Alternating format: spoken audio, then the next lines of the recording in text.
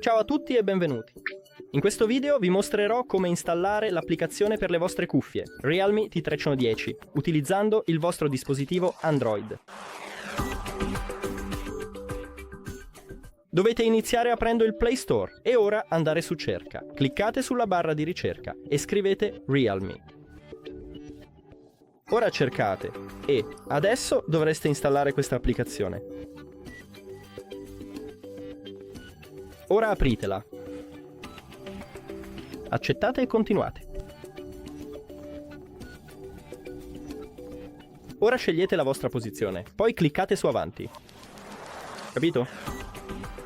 Associa il dispositivo, accetta e continua.